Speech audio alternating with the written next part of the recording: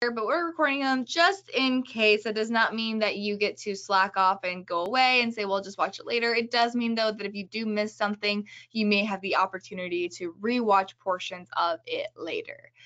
So, Mike, why do we talk about digital agent series? Why is this so important? You told me to.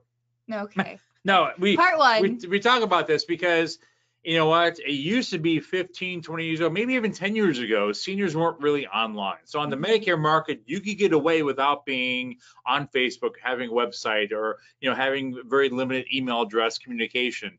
But over the past 10 years, everyone coming into Medicare is coming out of the workforce where computers were the norm. You know, most of your seniors have smartphones now, whether it be Apple or Android. They're all, you know, they're on Amazon and Facebook, which means they have email addresses. You know, they're just as fluid online as everyone else. So as they are looking for services to use, they're looking online. In fact, if you talk to the industry as a whole, it used to be mailers were one of the top ways that people found information about Medicare, and internet has passed that within the past 5 years. Yeah, it's really interesting. As we know, the old statistics show that 58% of any buying process is done online, meaning that 58% of the research a person does before they make a purchase decision is done ahead of time before you even have the appointment.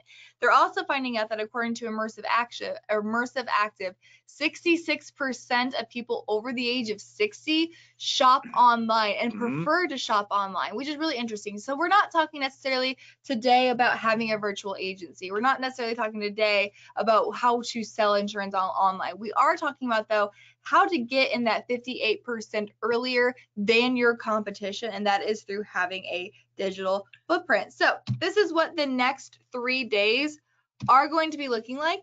We're going to be talking about your online presence through your website.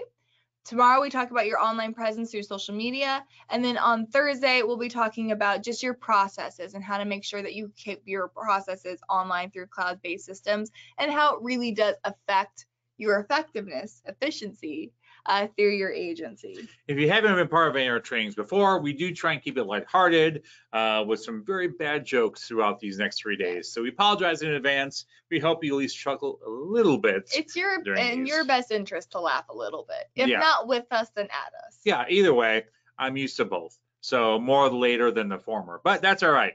So today we're going to jump into your website. And I would say when we talk about your website, a lot of this is going to be self-study, if you would, or more, hey, you have to look at your own website. And I know that some people are limited if you work for an agency that you don't have control over it, but that doesn't mean you can't have your own website, because there are services out there for like $100, maybe $200 a year. You could have your own website just for you. So if I was an agent at a larger agency, I would have my own personal website as well, because if you ever shift from one agency to another, you want people to follow you, not the brand you represent. Oh, for sure. I think the biggest thing here, what we want to do with the website is actually set the proper expectations and what your website should be accomplishing, and the purpose, really the focus of the theme of the purpose of your website. The purpose of your website is not necessarily to educate somebody about Medicare. A purpose of your website is not supposed to be getting leads from people. It's not going to generate leads for you. It's more like a billboard. It's going to get the attention. What the purpose of your website is supposed to be is to build a professional profile for you. Your website should be designed as your resume. Why on a professional level, why should both clients and potential prospects be working with you, and why should networking partners seek you out to network with? It is your resume, but what is it that builds and sets you apart from your from your competition? It also, again, it should have a very simple, sleek design and should be easy to navigate. We're looking on, actually, people spend less than 5 minutes on a website outside of social media platforms. Should be able to give the information that you want that's easy and accessible without them having to do too much digging, because people will not do digging on your personal website. They just won't. So it all has to be front and center and easy to navigate. Yeah, if they're using a desktop computer, you have about 2 minutes that someone will be on your website. On a mobile device, it's around a minute. And they'll maybe look at 1, maybe 2 pages, and that's it across the internet. So your page is no different. And again, like Olivia was saying, the purpose of your website is not to make the sale. Maybe it is, but the front part of the website should be get them to call you. You want them to somehow interact with you, to say, hey, either reach out through contact me page, via phone, maybe a text message, but you don't want them sitting there reading all about Medicare, because they can do that on Medicare. Exactly. They're not going to learn Medicare on your site. Now, there are some really cool tools and opportunities that you can post, like videos, like simple Medicare 101 videos. That makes sense on your website. Just quick 3-minute little videos, but understanding that if people want to learn about Medicare, they're going to go to medicare.gov, because there's a lot of advertising money spent for medicare.gov. So your website isn't going to be kind of the catalyst to make that happen. Again, like I love how Mike said, your website's call to action is not the sale. Yes, there are some, if you're using Medicare Center, or if you use certain platforms, it does allow you to have like an enrollment link that you can put on your website. However, most people are not going to utilize that. And thank God most people aren't going to utilize that. I talk to a lot of agents that they're like, I want people to be able to go to my website and enroll themselves online. That's what I want. I understand. That would be great. However, if that was I want free money. Right, I don't want to work and I want to get paid for not working. I understand that that's desired. If people were to do that, insurance agents would become extinct, because why would the carriers not do that themselves? Right. If we're trying to get people to just self-enroll and to not utilize an agent, then we are truly getting our own selves out of the business. So thank goodness that's not a really effective way of people buying insurance, because it is a personal conversation. So that's, again, your call to action is to set an appointment, or the call to action is to contact you. And it should be very, very easy to contact you, because that's the point. Your website there should be no mystery what you do. Also, if you sell multiple lines of product, you want to make sure you don't have that. Your menu should be maybe 3 to 5 pages on there. I've seen websites where they go all the way across the top, and then there's a second line of all the menu options. That's overwhelming. I want to go there to, hey, maybe I'm going to use my agent. I don't want to read the Encyclopedia Britannica to be able to use you as my agent. And that's where a lot of agents start over-informing. Because again, my website, when I was a full-time broker in the field, was say, hey, here's who I am, here's where I service, call me or message me or take action. And yeah, I had a page about Medicare and I had a couple inserts about what Medicare is. But again, no one was like, you know what? I found this random website of insurance agent. I want them to represent me with my insurance. Yeah. Said nobody ever. Yeah. And that's why I love the suggestion that you give here, Mike, is to do a website audit. If you do not have a website, step one, get a website. If you're interested on where that is, when it comes to website development, website building, you're going to, again, like anything, invest one of two things. You're either going to invest money into having somebody else build your website, or you're going to invest time in building your own. If you would rather not build your own website, Senior Marketing Specialist does offer a service to where they will build a website and have you host it, so that we don't own the website. It's owned by you. We do build it and put all of your information on there as well. So if you don't have a website, that's step one. Talk to our team about how we can help you build your website. If you do have a website, perform an audit on it, because again, people are finding it. The only thing worse than not having a website is to have a dated or a website that doesn't necessarily give the message you want to give. Yeah, because if your website's out of date, that tells me one of two things.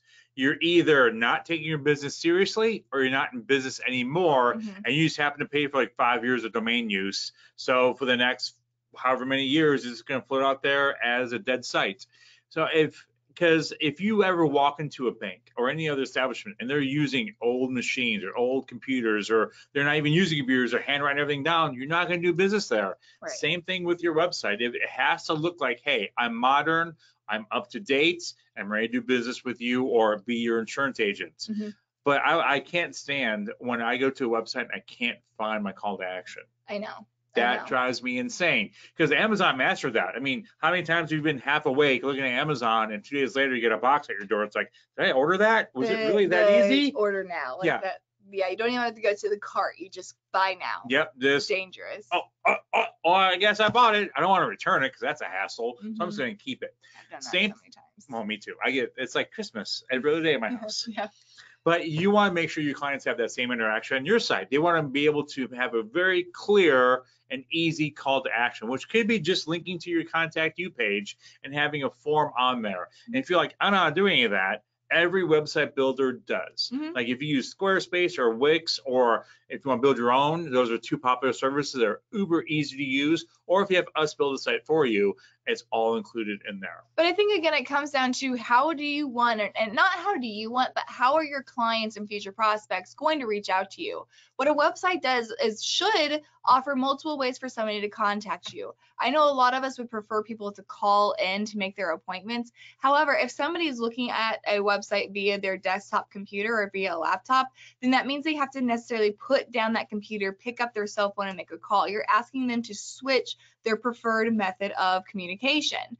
So having ways like a lead page, email account, live chat. I know Brian talks about how he uses our live chat on our website all the time, but offering multiple ways to connect with somebody will make a huge difference, and ease of contact is really what you're wanting to do with a website and making sure that you're accomplishing all that. Another thing of the website that should be mandatory is how does it look on my phone? So true. Because it's not mobile friendly and I am sitting on my phone. And don't forget, when they say mobile devices, it also includes tablets, which a lot of seniors use. Rather than drag out a laptop, they'll have their tablet, whether it be an iPad or Android or a Kindle. They'll sit there and they'll go to a website. If it doesn't pull up quickly or doesn't look easy to navigate on a mobile device, they will just move on to the next one, and you just lost that potential client from contacting you. And how long does it take for that page to load? If that page takes more than 3 seconds, 3 to 5 seconds to load, it hurts your credibility, and most people are just going to move on. Our attention spans are way too short to have to deal with things that take a long time loading.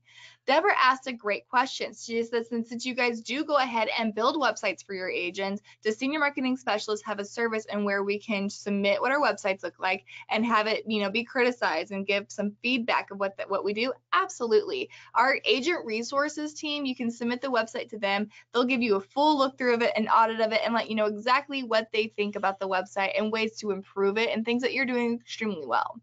One thing we have on here talking about navigation, easy to read, too much information. I recommend 4 things on your website and 4 pages, 4 to 5 pages on your website. Number 1 is an about us. You need to have an about us to be more of a, again, it's your resume, more of a about you as an agent. Now, especially if you have downline agents or if you have administrative staff, keep that up to date and introduce the names of your staff as well as the pictures of your staff. The reason why we recommend that is especially during the annual enrollment period, we get so many agents calling in and complaining saying, oh, somebody called my agent and said that somebody called my client and said that they were with my agency, or somebody told my client that I sent them to their door to talk to them about their Medicare, and that's not the case. I didn't do that. So you train your clients to go to the About Us page, just saying that if you talk to somebody that comes around my office and they're not on this website, they're not from my office, they're lying to you. So keeping that up to date, getting people familiar with you and your staff as well. 2 is they contact us, and that's where you have an email option, a phone call option, web page option, things like that. And you should have your phone number on every single page on your website. Nobody should have to look further than a simple scroll to find out on how to connect with you. But you also, if you have a service like Calendly or something like that, have your appointment setter on there as well, because the goal is to set appointments. So a way to contact you and how to set appointments with you. Number 3 is your services. Now, your services are what you can help them with. I wouldn't necessarily say I can help you with cancer insurance. I can help you with long-term care insurance. But saying things like I help people finance, nursing home stays, helping people finance the unexpected cost of cancer, helping people make Medicare-related choices. So talking about what you're able to help them with without necessarily saying I can sell hospital indemnity plans, because people have no idea what a hospital indemnity plan is. And then last but not least, a place to have social proof or testimonials. A link to your Facebook account. The more traffic you can get between your social media and your website, the more it's going to help your search engine optimization, and the better it's going to be for people to interact with you. Your Facebook page is what we recommend for social media. We'll talk about that more tomorrow, but your Facebook is going to be the personal side of your insurance, the human side of your insurance business. So it's great to link that in with your website, because the website is strictly professional. Now, the one question we get asked a lot is, how do I get my website first page Google search? And I'm going to give you the short answer, followed by the explanation. Short answer is you don't. Yeah. Because one, Medicare.gov has that because it's Medicare. Second is you're competing against multi-million-dollar, probably billion-dollar corporations that spend thousands upon thousands of dollars a month on search engine optimization, or SEO. Now you can probably do it on a long string search, which means like Medicare insurance, Columbia, Missouri, that you can be a little more focused on. And there are other ways to come up more relevant. But before you do all that, before you drive traffic to your website, make sure your website is up to spec. So you're not spending all this time and effort driving people to a site that they're never going to use. So make sure your site's up to date. And then if you have questions about search engine optimization, or how do I make my site more relevant online, we could help you there as well. And exactly, the idea here is that you want to be, what a website is going to do is build credibility. Like we talked about, it's not going to get you leads. People are not going to do a Google search, find your website and decide, I want this person to do my insurance. But it does build credibility. When most people are going to see your website, it's because somebody has referred you and somebody says, you should really go see Mike for your insurance. And then they go and do their research on Mike. That is how people are going to find your website. Usually a referral, and then people doing research specifically on you. However, if Mike is referred to me and I do a quick Google search on Mike's insurance agency and nothing pops up, he instantly loses credibility. So even though somebody may refer him, I may ask twice or may think twice about utilizing him, because one, he doesn't have much credibility, he's not online, and two, it's really difficult to get a hold of somebody that I can't find. So again, like you said, like we mentioned, your website should make it extremely easy to get in contact with you. Yeah, and ask a great question. Do you recommend including links to Medicare.gov on an individual's website? Sure, can't hurt. Now remember that they can self-enroll through Medicare.gov. Very few people do, but you can link, if you're talking about your about services, like, hey, I specialize in Medicare, when are you eligible for Medicare? Click here, yada, yada, yada. Having backlinks is great to have on your site, but that's 2 and 301 information. Let's at least get your site to the point where they're going to actually explore into your site before you start linking. But if you have a great website already, there's nothing wrong with that. Another thing to watch, which is again 2 and 301 information rather than 101, is your bounce rate. Your bounce rate is how quickly someone pulls off your website. So if I go to your website, I'm like, ooh, this is ugly, and I get off right away, that's a bounce rate. So you want to make sure your bounce rate, people are coming and staying, not coming, seeing your website as it doesn't load, or it looks bad, or I don't, it just all, I don't want to be here. They get right off. And that's what makes me a little concerned about having links to Medicare.gov, because what you want to do with the website is have people go to and then stay on your website for as long as possible. So if you're linking to Medicare.gov, Medicare.gov is a rabbit hole of information. So when they start and they go there, they're done with your website. They're not going to go back to your website. Medicare.gov kind of has everything handled for them. So I don't recommend linking to Medicare.gov.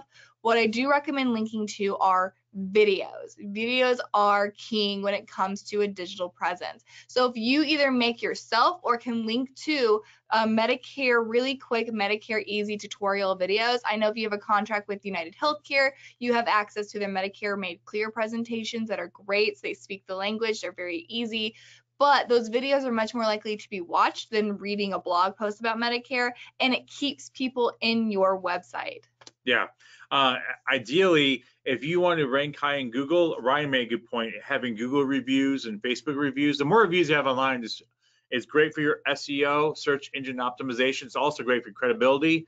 But I will say Google likes active websites. So that's why if you have a blog or you're posting videos on a normal, Google's going to see that, oh my gosh, this website is constantly getting new information. And that's going to really build your credibility and your search engine optimization within Google. Because let's face it, I've never optimized a website for Yahoo or for MSN or whatever it's called now. It's Google's the main source, Google Chrome. So I would focus on that. But yeah, it's nothing wrong with having a static website. Just know if you have a website that just sits and does nothing, no updates, no blogs, no videos, that's going to be a destination website, meaning you have to drive people there as opposed to people naturally stumbling upon it. Now, there is something important to mention, because I think like Mike mentioned, the best way to build SEO is a blog. the words, it's active activity. Google search will pull more words from an active blog. The bad part, I actually do not recommend that agents do blogs. Why? Because agents typically have great intentions starting out. However, life gets in the way and a lot of things fall off the books. Yeah. If you have a blog and your last blog post was even a month ago, it doesn't take long at all. If it was a month ago, that blog is out of date and it actually makes it look like you are no longer servicing clients. It looks like you have closed your doors because your website, you have a blog, it's super easy to do.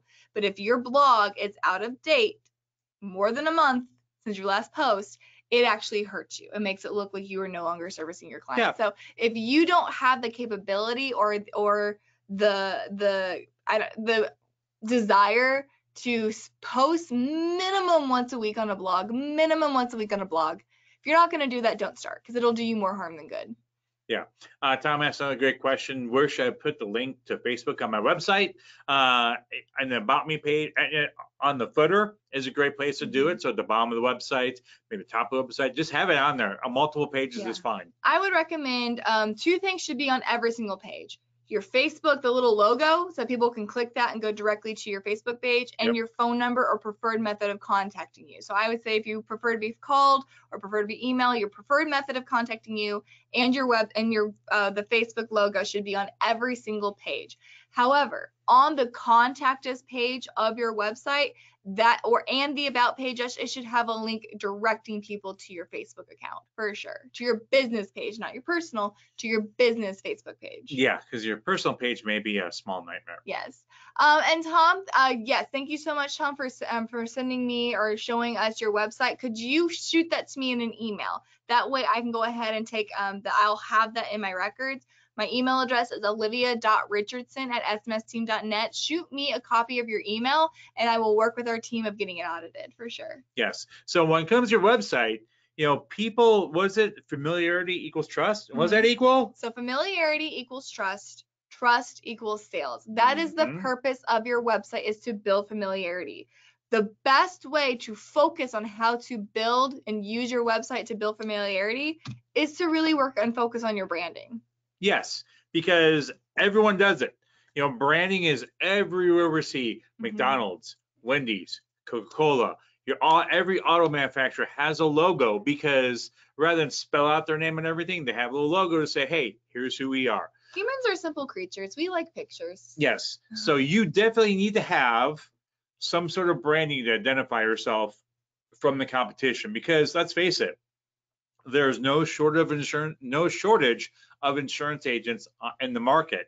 You need to make yourself stand out, and you do that with all your branding. Do you have a cohesive message, or is your website like blue and orange, and then over here on this page all of a sudden it's green and purple, and over here it's pink and silver, and all these crazy colors? There's no cohesiveness, which doesn't build a brand. Every time I see the golden arches, I know it's McDonald's. Red and yellow golden arches. Target is red and gray. Best Buy is blue and yellow. When you see that, your Facebook page should resemble your website, should resemble your LinkedIn. You should be able to see just this cohesive message between all forms of your communication. They should be able to see something and recognize that's you. What you want to do, what proper branding does, is make your name equate to that service. So Kleenex has great branding. Kleenex has equated to facial tissues. People don't say, can you pass me facial tissue? They say, can I pass me a Kleenex? Lip balm is chapstick. People don't say, can you pass me lip balm? They say, will you pass me some chapstick? Yep. So you want to do that. The only way you can acquire that is utilizing and focusing your branding and your online presence. It's a huge portion of your branding. Mom, I cut myself. Give me a medical adhesive strip immediately. No. That's not what they say. I need a Band-Aid. Yes, which is a brand name. So go figure. Yeah. But yeah, you need to have that. I would say, and it's easier than ever to do that, because it used to be you had to hire a graphic design artist and work with them, and they create a color palette, and it's probably thousands of dollars to do that with an individual. Now you have services like Fiverr and colors.co, where you could actually go online and make your own color palette, and then go to fiverr.com with 2 R's and hire a freelance graphic designer and create a logo for you. And all that can be done for less than $100. Now, if you are somebody that you are part of an agency and you have administrative staff or other agents or downline agents, branding is so important. For the couple different reasons. Number one, if you want to have a brand worth buying into, so if you are in the process of trying to find administrative help or you're trying to hire downline agents, a good brand holds a lot of weight when it looks for new employees. So huge weight there. More importantly, though, is that you want your downline agents or your administrative staff to have value to your agency and your clients to trust them. So if you're so focused on selling yourself, I am me, I am your agent, you talk to nobody but me. Whenever my admin staff, maybe I want to do a call campaign, a retention campaign, a different promos, my administrative staff cannot be involved in that because I've trained my people to only talk to me and only work with me. Positive branding, you want to sell your brand, you want to sell your agency, not you as an individual, really opens up the possibilities of administrative staff and downline agents so that you're not the go-to person all the time. And I'm going to, exactly. And now the reverse of that, though, is what if you're a one-person show, one-person agency, and you're affiliated with another organization? Let's say you're a P&C agent affiliated with Farmers, and you're going to branch off and do your own thing. You need to start building your own branding right now. So I'm going to share a quick story of a friend of mine who's a realtor in Jefferson City, Missouri, and she worked for RE/MAX. So naturally, she had RE/MAX and everything. It was, so-and-so realty, part of RE/MAX. A few years ago, she got her own website for herself. She got her own logo. She started building her own branding. When she left to open up her own brokerage, it was a seamless transition because it wasn't reinventing herself right away. She had it all lined up, and all her clients followed her because they weren't there for RE/MAX. They were there for her. So you want to have that same seamless transaction with your clients. If you're part of something bigger, that's great. But again, if that company changes or if you change the company, you want them loyal to you, not the brand you represent. That's not you. Yeah, for sure. And so again, we talk about what makes good branding. What do you need? Number one, when it comes to good branding and building that familiarity, it's all about consistency. Yep. So that's why we look at, if you just take, for example, Senior Marketing Specialist logo. We have all these different color options, but you can do it, when you see that logo, you see this little square up here in the upper left-hand corner, that Senior Marketing Specialist. It may have different colors, but it stays within the same color scheme. The colors may just depend on what is it being used with, what is it being cohesive with. But again, consistency. If you only post your logo in one spot, only send it out to your people one time, that's not enough consistency. It doesn't build familiarity. So consistency is key whenever it comes to trying to build your brand, especially in an online platform. Yeah, because we all know the Nike swoosh, that logo. The fact that said that, you probably had a quick mental image of a Nike swoosh, just like Coca-Cola has their lettering. Because your logo doesn't have to be just a symbol like here in Senior Marketing Specialist. You could have your agency name or your name in there as part of it, kind of like United Healthcare. They have that shield looking thing and it says United Healthcare. So it's always that together. But this is where you hire a professional. And I would say, yeah, you may have some graphic design ability. You may have an eye for art. That's great. Hire a professional. Just like you want your clients to use a professional for their insurance, use a professional when it comes to your business because it will be far better. I can tell you that I've seen people have a simple logo, go graphic designer, and graphic designers like, here, look at this, and like, oh my gosh, this is a million times better for a couple $100. Now I look even more professional. Exactly, for sure. But yeah, and the second is, what is your messaging? So in the Medicare ecosystem, you have to have a title. A lot of carriers want you to have a title, whether it be insurance agent, sales representative, something along that nature. That's a compliance thing. And essentially what it is to protect you from not being confused with Medicare. So you have to have a title like licensed insurance agent, licensed sales representative, because again, it's in your benefit, because somebody, a client or something like that who might be a little more senile may say, oh, this person said they represented Medicare. Well, if on your business card and your website you have another title, it's really going to help you out and prove that no, you did not try to say that you were along with Medicare. So titles actually help protect you. Yeah. So, but you can have your name, your title, and then your tagline thing. It just went out of my head.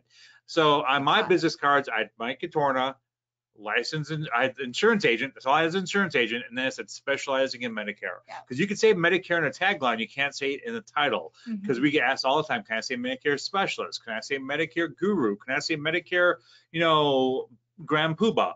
No, not as a title. Have you ever been asked that? Medicare Grand Poobah? You know what? I'm gonna buy that .com. MedicareGrandPoobah.com. Yes. So that's where you could have it. Because when I told people I was an insurance agent, they're like, oh, great, I just bought a new car. I'm like, no, don't do that side of it. Only do Medicare. But also when you give that card out, it says, hey, I'm your Medicare person. So if you focus on multi-line, of course, you can have everything on your card, but just make sure for compliance reasons that you have an official title. I don't like when people do creative things like I help seniors fund their health care, blah, blah, blah. There's a great saying in advertising, if you can be clever or clear, always be clear. Because if you're clever, you may confuse somebody. If that person feels like they're confused, they may be like, okay, this person's just trying to confuse me. I don't like that. I don't trust them already because they're talking to me like I'm an idiot. So I'm never going to use them because you already start off the wrong foot. So if you be clever or clear, always be clear and save the clever for other things. I like that. I like that. I learned that 2 weeks ago, actually, on a podcast. I was like, I'm done being clever my whole life now. I'm just going to be 100% clear. I don't feel like you're accomplishing either. No, I'm failing miserably. That's all right. So something that we do talk about what is the purpose of a website. We said it several times before. It's to build your credibility. It is to build your online presence. Because again, you want to get in that buying process earlier than anybody else. Why do the majority of people go online to research a product? Because nobody sends me catalogs anymore. Well, that is part of it. Okay. But the majority of the reason is for this exactly right here is that social proof. It is so that people know exactly what to say. We talk about that. People are not going to just find your website because they're looking for an insurance agent. They stumble across your website. People are going to find your website because somebody talked about you, somebody referred them to you, they heard about you one way or the other, and they're going to do their research about you online. And that is called social proof. Yeah, so as you can see, these are Google reviews. So Gilbane Motorsports is a small motorcycle shop here in Columbia, Missouri. They actually service my own motorcycle. And as you can see, they have 123 Google reviews, averaging 4.8 stars. So they are, if I was looking for a new place to service my motorcycle, I'm going to say, oh, they obviously have a great reputation. I'm going to consider using them. Now, if I'm looking for a new place to rent, which is the one below it, let's say I need to get a rental property, or I need to, actually I just had a conversation with somebody out there looking for a place to rent. I would not recommend the place whose business name I blocked out for the reason of they have 11 Google reviews and they're all 1 star. So if I'm looking for a place to rent, I'm like, I'm not renting from this person because they're not a single happy person that posted anything about this business online. If your clients are finding that with you, if they're seeing, 10 reviews averaging 3 stars, they're gonna be like, you know what? Nope, I'm gonna find someone else. I want someone like the Gilbane up there with a lot of reviews and lots of stars. And that's another thing too. We talked about this earlier in the Medicare Cafe. But if you have somebody with 9 reviews, but they all are 5-star, 9 reviews isn't necessarily a lot. So for some people, they already have their guard up. They're thinking, are those 9 reviews their family members or close friends? Thanks, Mom. So what's even more helpful than having a high star rating is having a large amount of reviews. So constantly encouraging people to go write you a review or to go rank you on platforms like Facebook and Google. Yeah, just like Amazon. When we go to Amazon to buy something, we're not reading the product as the manufacturer describes it. We're scrolling down the reviews and reading how people use it. I might use it the same way. And if they had a bad experience, I can only assume I will have a bad experience. If they have a good experience, I can only assume that I will have a similar experience. So you're using other people's experiences to make that buying decision. If your reviews don't warrant a contact, guess what? You're not going to get one. Oh, yeah, absolutely. And that's something that we talk about this a lot. Again, 58% of the buying process is done online. Yep. This is that 58%. This is the research that people are doing to determine if you're going to be their next agent. Reading reviews and setting the right expectations of what is to expect whenever you are their agent.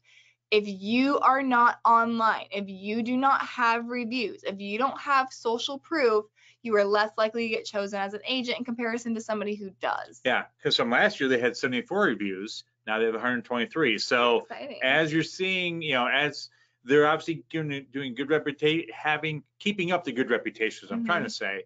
So that's phenomenal. Now the 11-star review, no more people have reviewed it, but still that's going to linger out there saying I'm not doing business with them. So it's something you have to constantly keep evolving. Another thing real quick, if you haven't registered your business or done your local business on Google, that's what you should do right after For this. sure, absolutely. And just go Google business and hit enter. I'll tell you how to do it. I'm not going to go through it here because Google will walk you through it, but you definitely want to claim your business on Google, because when people are looking for things local places always come up towards the top. Because if I'm looking for a pizza, they're obviously going to see where I am and say, okay, it doesn't matter what they're serving in California or Florida, they're not going to deliver it to me. I need to know what's around me. Same with Medicare and everything else. And Google does love local. Yes. That's for sure. So again, 100% agree. Last thing we'll say, we mentioned this a little bit on the Medicare Cafe this morning, but if you do get some reviews of your agency that are maybe less than positive, make sure that you do respond to those reviews. Responding to those reviews do not mean to fight with those individuals, but just acknowledging the review. It's not going on there saying, "Nuh-uh, you're a stinkhead." It's acknowledging the review. Never make apologies for things that are not your fault, but acknowledging the review and trying to find some sort of resolution in a very public forum, so people will know that you care and you do pay attention and appreciate and what's the word I'm looking for? Value the opinions of your agency. Yeah. So now what are you going to do today? Well, first, as soon as this is over, go audit your website. Yeah. Look at your website and say, hey, is this a good site? Or I would say call your family and friends to have them look at, because they may be too kind to give you negative review. I would say go look at a competition's website. Google Medicare and then type in your city and see what comes up. Are you even being found? And if you're not being found, what is? Because if there's 3 agents being pulled up and you're not, that should be very telling to you. So again, Google your name and your agency and see what comes up there too. Is it good? Is it bad? Is it, if you have a common name like Bob Smith, what comes up? Is it Bob Smith, plumbing, or Bob Smith Medicare agency? Logo. Do you have one? If not, go to Fiverr, Fiverr.com, and you could hire a freelance artist for very inexpensive, and then give you all logos we shared with you. They'll give you black, white, gray, multicolor if you want. And you want to have more than just one color scheme, because like Olivia said, if you're putting on a very light colored graphic and all you have is white, it'll be lost. So make sure you have multiple colors, and they'll help you do that. I don't know how to design a logo to save my life. All my logos have been done through Fiverr that I've done through the years. And then marketing materials, do they work well together? So if you have a whole line of marketing materials, does it look like it came from the same person? Because if it doesn't, you're wasting your time and money on all that stuff. The same person. Does it look like your website? Does it look like your Facebook page? Making sure that the consistency is key.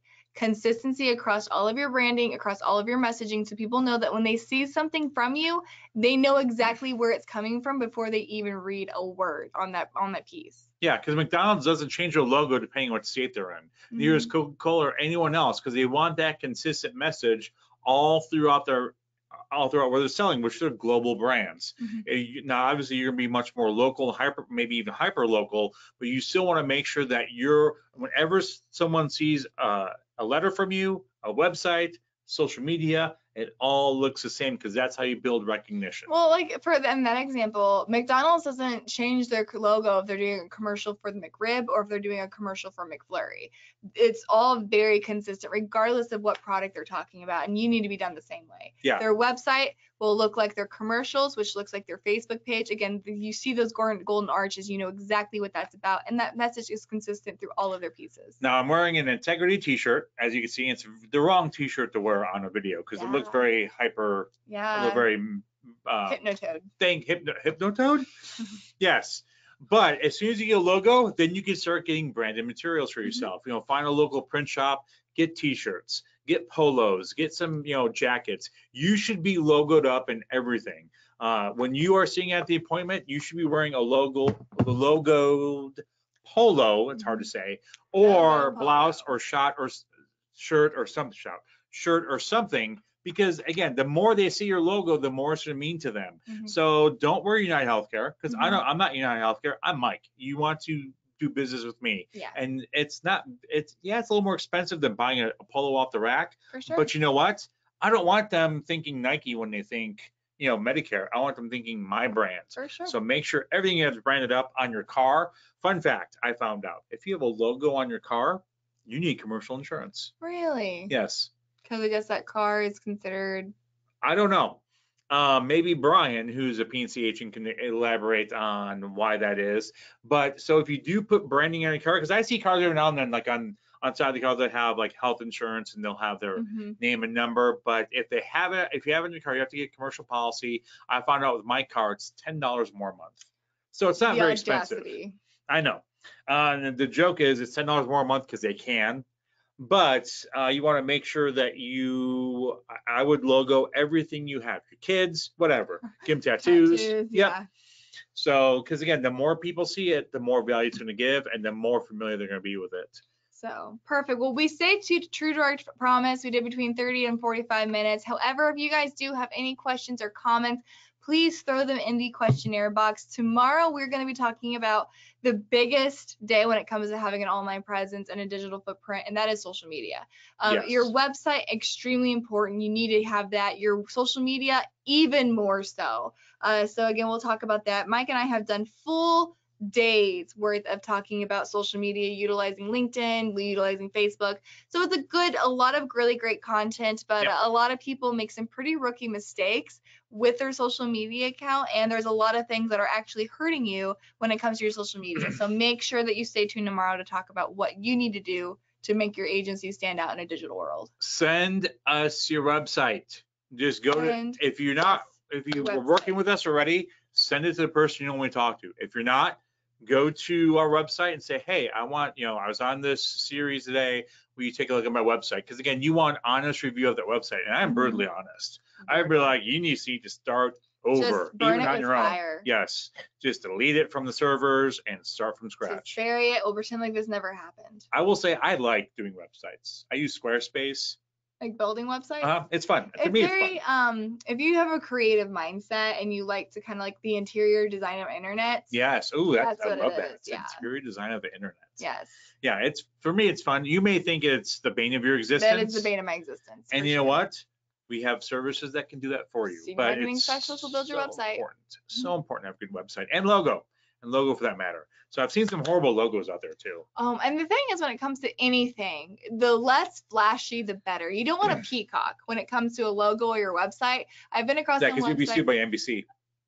Well, that's fair. Yeah. But you come across some websites that are like lime green, bright red, lightning blue, and it's like, this hurts my eyes, and it is not appealing to look at. It's very superficial. If it's not pretty, people won't look at it. Same thing with spouses. Sorry. Yeah, no one's ever seen me in public. They just see my wife. For sure. So yeah, I get that, 100%. There's my 100% for you, by the way. There was. I missed it. So yeah, any other questions, comments, concerns? So let us know. Yes, we are recording these sessions. Where were they?